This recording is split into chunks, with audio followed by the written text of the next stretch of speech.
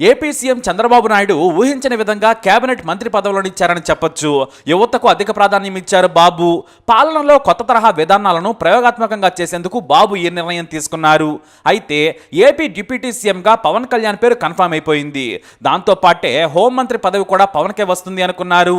ఎందుకంటే అన్ని మంత్రిత్వ శాఖల్లోకెల్లా చాలా కీలకమైనది ఆ శాఖ. కానీ బాబు వ్యూహాత్మకంగా లా అండ్ ఆర్డర్ తన దగ్గర పెట్టుకున్నారు. పవన్ కి వస్తుందనుకున్న శాఖను సంచలనాత్మకంగా హోంమంత్రి పదవిని వంగలపూడి అనితకు కట్టబెట్టేశారు. ఈ నిర్ణయం సాహసోపేతమే అని చెప్పాలి. అయితే అనితకు ఇంత పెద్ద హోదాను కట్టబెట్టడం వెనుక విధేయత, త్యాగం కూడా ఉన్నాయని చెప్పొచ్చు. బాబు ఎందుకు అనితకు ఎంతటి అవకాశం ఇచ్చారో ఒకసారి ఆమె కెరీర్ పరిశీలిద్దాం. వంగలపూడి అనిత జనవరి 1, 1979లో విశాఖపట్నం జిల్లా ఎస్ రాయవరం మండలం లింగరాజపాలెం గ్రామంలో పుట్టారు. ఆమె తండ్రి అప్పారావు విద్యాధికుడు. గవర్నమెంట్ స్కూల్ హెడ్ మాస్టర్ గా పనిచేశారు. ఆయన తన పిల్లలను కూడా ఉన్నత విద్యావంతులుగా తీర్చిదిద్దారు. అనిత చిన్నప్పటి నుంచి కూడా చదువులో చురుకు. ఎంఏ ఎంఈడి చేశారు. ఆమె ప్రభుత్వ టీచర్గా ఉద్యోగం రావడంతో ఆమె లైఫ్లో సెటిల్ అయ్యారు. ఇటు టీచర్గా పనిచేస్తూనే చదువు మీద ఉన్న ఆసక్తితో Andhra university, Ambedkar open university నుంచి 2 పీజీలు చేశారు అనిత. అయితే మొదటి నుంచి రాజకీయాల మీద అనితకు చాలా ఆసక్తి ఉండేది. ప్రతిరోజు దినపత్రికల్లో రాజకీయాలకు సంబంధించిన వార్తలను చదువుతూ ఉండేవారు. ప్రజా సమస్యలను తాను కూడా పరిష్కరించే స్థాయికి ఎదగాలనే తాపత్రయం ఉండేది. కాకపోతే మంచి ఉద్యోగం వదిలేసి వెళ్లడంపై కొన్నాళ్ల పాటు ఆలోచనలు పడ్డారు. అలా 12 ఏళ్లు గడిచిపోయాయి. అయితే పిల్లలు కాస్త పెద్దవాళ్లు కావడంతో ఇక రాజకీయాల్లోకి రావాలని బలంగా నిర్ణయం తీసుకున్నారు అనిత. దీంతో ఆమె మొదట గ్రామ రాజకీయాల్లో చురుకుగా పాల్గొన్నారు. అయితే గ్రామ స్థాయికే పరిమితం కాకుండా రాష్ట్ర రాజకీయాల్లో ఉండాలని కూడా ఆమె భావించారు. తాను పాలిటిక్స్ లో కలిసి సేవ చేస్తానని స్థానిక నాయకులను కూడా కలిశారు. అంతేకాదు తనకు ఏవైనా పెద్ద స్థాయిలో టికెట్ కావాలని ఓపెన్ గానే అడిగేశారు. దీంతో అధ్యక్షుడు చంద్రబాబు నాయుడును కలిశారు అనిత. చంద్రబాబు నాయుడు అపాయింట్మెంట్ తీసుకున్న తర్వాత తన మనసులోని ఉద్దేశాన్ని చెప్పారు. నాకు టీడీపీ అంటే ఇష్టం, నేను మీ అభిమానిని, పార్టీ ద్వారా ప్రజలకు సేవ చేయాలి అనుకుంటున్నానని చెప్పారు. మీరేం చదువుకున్నారని చంద్రబాబు అడిగారు. తాను ప్రభుత్వ టీచర్ని, 3 పీజీలు కూడా చేశాను సార్, గత 12 ఏళ్లుగా పిల్లలకు పాఠాలు చెబుతున్నానని చెప్పారు. అయితే వెంటనే జాయిన్ అవ్వమన్నారు బాబు. నేను మీ రాజకీయ భవిష్యత్తుకు భరోసా ఇస్తున్నానని కూడా చెప్పారు. కానీ పార్టీ కార్యక్రమాలే కాదు, ప్రజా సమస్యలపై కూడా పోరాడాలి, పోరాడితేనే ప్రజల్లో గుర్తింపు ఉంటుందని చెప్పారు. దీంతో ఆమె సరేనన్నారు. కానీ ప్రభుత్వ ఉద్యోగిగా ఉంటూ రాజకీయాలు చేయటం అనైతికం కాబట్టి రాజీనామా చేస్తేనే రాజకీయాలు చేయాలని చెప్పారు. దీంతో ఆమె తన ప్రభుత్వ ఉద్యోగాన్ని వెంటనే వదిలేస్తా సార్ అన్నారు. ఆ మాట వినగానే అనిత కమిట్మెంట్ ను గుర్తించారు బాబు. హాయిగా సాగిపోయే జీవితాన్ని వదిలేసి ఒక మహిళ సాహసోపేతమైన నిర్ణయం తీసుకోగానే మనసులో పెట్టుకున్నారు బాబు.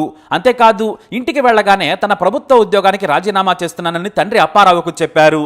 ఆయన మాత్రం నీకు ఈ రాజకీయాలు అవసరమా, చిన్నపిల్లలను చదివించుకుంటూ ఉద్యోగం చేసుకుంటూ గడపమన్నారు. కానీ అనిత మాత్రం నాకు రాజకీయాలంటే ఇష్టం, నేను ఎమ్మెల్యేగా పోటీ చేస్తానని చెప్పారు.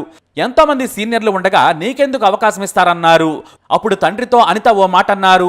ఒకవేళ నాకు రాజకీయాల్లో అవకాశం రాకపోతే కేవలం 6 నెలల సమయం నా పిల్లలను పోషించు, ఈ లోపు నేను ఇంకో ప్రభుత్వ ఉద్యోగం సాధిస్తాను, లేదంటే సివిల్స్ రాస్తాను, ఖచ్చితంగా ప్రాణం పెట్టి చదివైనా నేను సివిల్స్ ర్యాంక్ సాధిస్తాను, నాకు ఈ అవకాశం ఇవ్వండి నాన్న అన్నారు. నీ మద్దతు కావాలి నాన్న అని తండ్రిని అడిగారు అనిత. కానీ తండ్రి మాత్రం ఆమెను పాలిటిక్స్ లోకి వద్దని కన్విన్స్ చేసే ప్రయత్నం చేశారు. ఎందుకంటే అప్పటికే భర్తతో అనితకు విభేదాలు వచ్చాయి. చిన్న పిల్లలున్నారని బాధపడ్డారు ఆయన. అనిత తాను డిగ్రీ చదివేటప్పుడు తన సోదరుడి స్నేహితుడైన కొసర శివప్రసాద్తో ప్రేమలో పడ్డారు. పెద్దలను ఎదిరించి మరీ ప్రేమ వివాహం చేసుకున్నారు. వీరికి 2 పిల్లలు, ఓ కొడుకు ఓ కూతురు ఉన్నారు. ఆ తర్వాత క్రమంలో ఇద్దరి మధ్య విభేదాలు రావడంతో ఒకరిపై ఒకరు పోలీస్ స్టేషన్లో ఫిర్యాదు చేసుకున్నారు. నాటి నుంచి పిల్లలకు తానే తల్లి తానే తండ్రి అయి పెంచుకున్నారు. అందుకే తండ్రి మొదట వద్దని వారించినా చివరకు ఆమె మొండి పట్టుదలను చూసి సరేనన్నారు. దాదాపుగా 2 ఏళ్లు గ్రామ రాజకీయాల్లో చురుకుగా ఉంటూనే నియోజకవర్గ స్థాయిలో పోరాటాల్లో పాల్గొనడం మొదలుపెట్టారు అనిత. సరిగ్గా 2014లో చంద్రబాబు నాయుడు హామీ ఇచ్చినట్లుగానే పాయకరావుపేట ఎమ్మెల్యేగా పోటీ చేసే అవకాశం ఇచ్చారు. ఆ అవకాశాన్ని ఉపయోగించుకుని గెలిచారు అనిత. వైసీపీ అభ్యర్థి చెంగల వెంకట్రావును ఓడించి ఎమ్మెల్యేగా గెలిచారు. పాయకరావుపేట నుంచి విజయం సాధించిన 2వ ఎమ్మెల్యేగా రికార్డు క్రియేట్ చేశారు అనిత. అయితే 2018లో అనితను టీటీడీ బోర్డు మెంబర్గా నియమించారు బాబు. కానీ గతంలో నేను క్రిస్టియన్ను, నా బ్యాగులో ఎప్పుడూ బైబిల్ ఉంటుందని చేసిన ఓ వీడియోను బీజేపీ నాయకులు వైరల్ చేశారు. ఓ అన్యమతస్థురాలని టీటీడీలోకి తీసుకొచ్చారని తీవ్రంగా విమర్శించారు.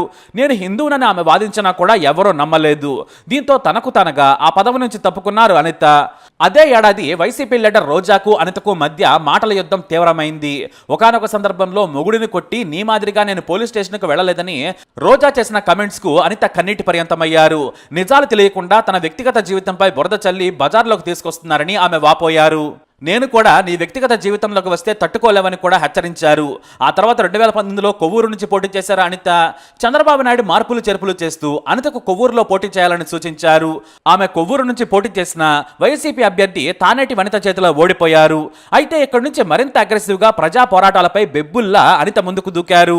వైసీపీ ప్రభుత్వానికి వ్యతిరేకంగా ప్రజా పోరాటాలు చేశారు. ఎన్ని కేసులు పెట్టినా భయపడలేదు, బెదిరించినా కూడా వెనక్కి తగ్గలేదు.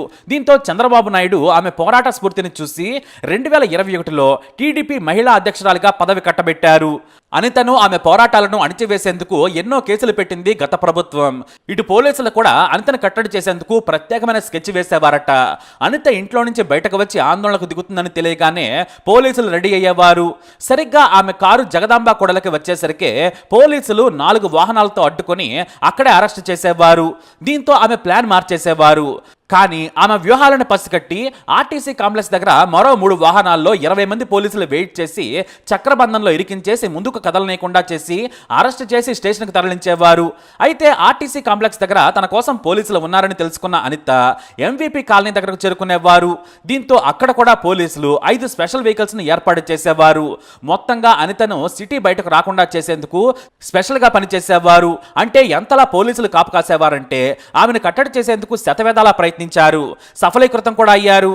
మీడియా ముందుకు వస్తే అనిత ఎంతలా రెచ్చిపోతుందో అందరికీ తెలిసిందే. అందుకే ఆమెను నడి రోడ్డు మీదనే ఆపి స్టేషన్లకు తరలించేవారు. పాయకరావుపేట నియోజకవర్గానికి కూడా వెళ్లకుండా చూసేవారు.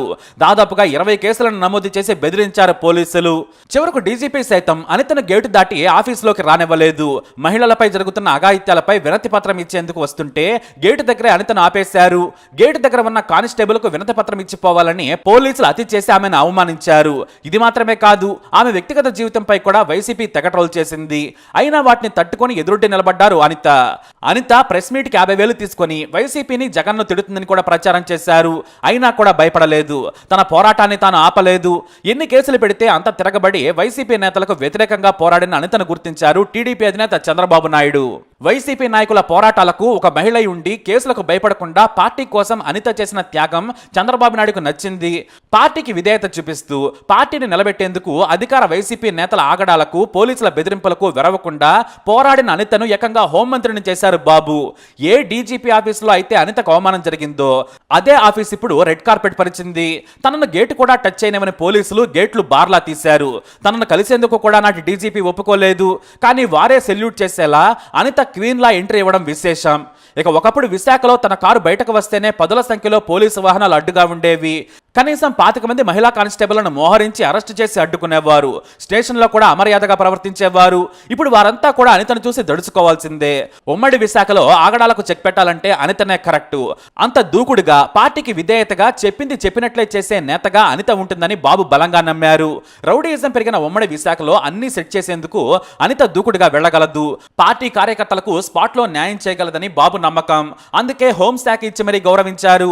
దీంతో ఏ పోలీసులు అయితే తనను అవమానించారో, ఏ పోలీసులు అయితే అడ్డుకున్నారో వాళ్లే ఇప్పుడు ప్రోటోకాల్ ఇస్తూ సెల్యూట్ చేయాల్సిన పరిస్థితి ఏర్పడింది. ప్రజాస్వామ్యానికి ఉన్న బలమే ఇదని చెప్పొచ్చు. మరి అనితకు congrats and all the best చెప్పండి. మీ అభిప్రాయాన్ని కమెంట్ ద్వారా తెలియజేయండి. ఈ వీడియో అప్డేట్స్ కోసం మా ఛానల్ ఫాలో అవ్వండి. అలాగే తప్పకుండా సబ్స్క్రైబ్ చేసుకోండి.